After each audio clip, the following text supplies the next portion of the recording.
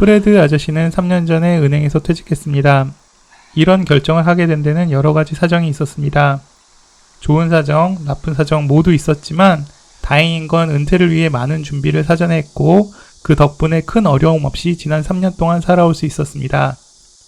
미국에서는 파이어족이라는 말이 생겨서 30, 40대에 은퇴하는 것을 목표로 하는 사람들이 있다고 합니다. 관련 영상들을 많이 봤는데 조기 은퇴를 이야기하면 돈 이야기에만 중점을 두어서 설명하더라고요. 돈 역시 중요한 주제이지만 실제 은퇴해보니 그거 외에도 생각해야 될 주제들이 많이 있었습니다. 조기 은퇴를 한다고 하시면 하지 않아도 될 걱정까지 하시거나 아니면 막연히 동경하시는 분들도 계십니다. 앞으로 브래드 팁 시즌을 계속하면서 조기 은퇴를 더 가까이에서 자세히 들여다보실 수 있게 최대한 영상 제작해 보도록 하겠습니다. 오늘의 주제는 조기 은퇴하고 나서 느낀 좋은 점 3가지, 나쁜 점 3가지입니다. 먼저 좋은 점입니다. 첫째, 매일매일이 금요일 같은 느낌입니다. 은퇴하신 분들 이야기를 들으면 노는 것도 3개월이면 지겹다라고 하십니다. 근데 저는 3년을 지나 보냈는데 아직 지겹다는 걸 모르겠어요. 이건 브래드 아저씨가 계속 스스로 일을 찾아 만들어서 그런 게 아닐까 합니다. 이렇게 유튜브 영상을 만드는 것도 시작하고 나니 매우 즐겁습니다. 회사를 다닐 땐 주중엔 아침에 눈 뜨는 것마저 싫었습니다. 근데 이젠 아침에 일어날 때마다 매일매일 새로운 기대로 살아가게 됩니다. 다만 이렇게 매일매일 업돼 있는 상태라서 매일 밤 역시 프라이데이 나잇인 상태로 살게 됩니다. 그래서 수면 시간이 늦어지는 문제가 있습니다. 늦게 자고 늦게 일어나는 게 건강에 좋지 않은 것 같습니다. 둘째, 싫어하는 일을 하지 않아도 됩니다. 회사 다닐 때에는 매일, 매주, 매월 꼭 해야 할 일과 달성해야 할 목표가 있었습니다. 이게 무서운 게 내가 처리하지 않으면 없어지는 게 아니라 그대로 쌓여서 언젠가는 다 해결을 봐야 끝이 나는 것이었거든요. 그래서 휴가를 가도 휴일이 와도 항상 마음속에 짐을 안고 살 수밖에 없었습니다. 그런데 은퇴를 하고 나니까 이제 꼭 뭘 해야 된다 이렇게 주어지는 게 없어집니다. 집안일이 쉽진 않지만 직장에서 짊어져야 할 부담과는 비교도 할 수 없습니다. 밥하고 설거지하기 싫으면 나가서 사 먹으면 됩니다. 내가 주도적으로 일의 방향을 결정할 수 있습니다. 그렇지만 동시에 좋아하는 일을 마음껏 할 수도 없습니다. 특히 돈 많이 들어가는 일은 더 조심스럽고 생각도 많이 하게 됩니다. 하지만 브래드 아저씨는 좋아하는 일을 못하는 것보다 싫어하는 일을 안 해도 되는 게 만족이 더 컸습니다. 셋째, 삶을 더 섬세하게 느낄 수 있다입니다. 직장 다닐 때는 정말 계절이 어떻게 바뀌는지도 모르고 살았습니다. 아침 해 뜨기 전에 출근해서 해 다지고 한참 밤이 돼서야 퇴근하니까 꽃이 폈는지 낙엽이 지는지 돌아볼 시간도 없었습니다.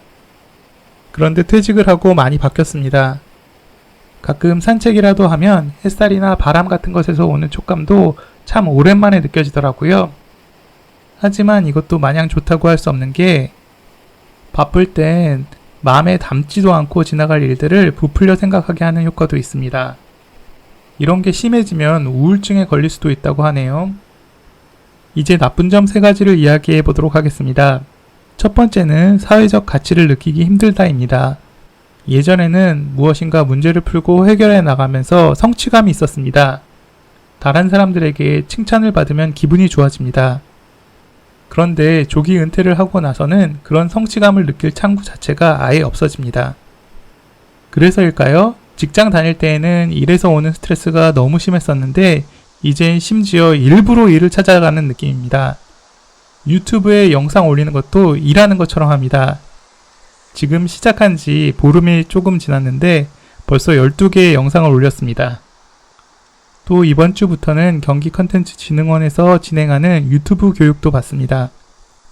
일에서 벗어나고 싶어서 조기 은퇴를 한 건데 사실 일과 내가 분리될 수 없고 일 역시 나라는 사람을 구성하는 중요한 요소가 아니었던가 하는 생각을 많이 합니다.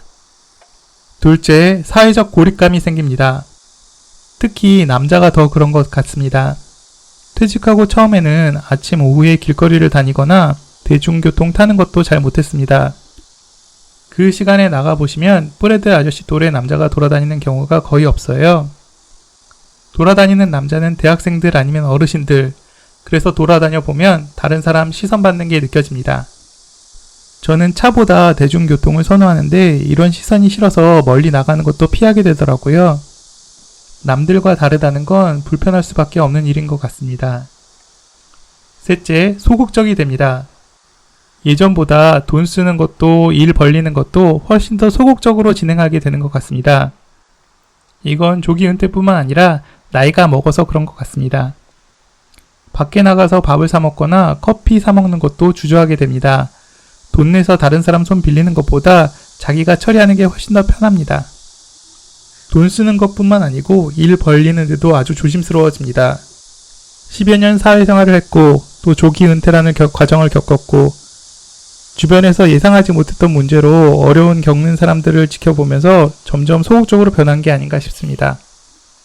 그릇이 작아지니까 감사가 커지는 장점은 있습니다. 예전과 달리 작은 일에도 감사가 있고 욕심도 많이 피워낸 느낌입니다. 오늘의 이야기는 여기에서 마치도록 하겠습니다. 오늘의 결론은 조기 은퇴에서 돈만 중요한 게 아니라 많은 변화가 있으니 그것들을 잘 준비하자입니다.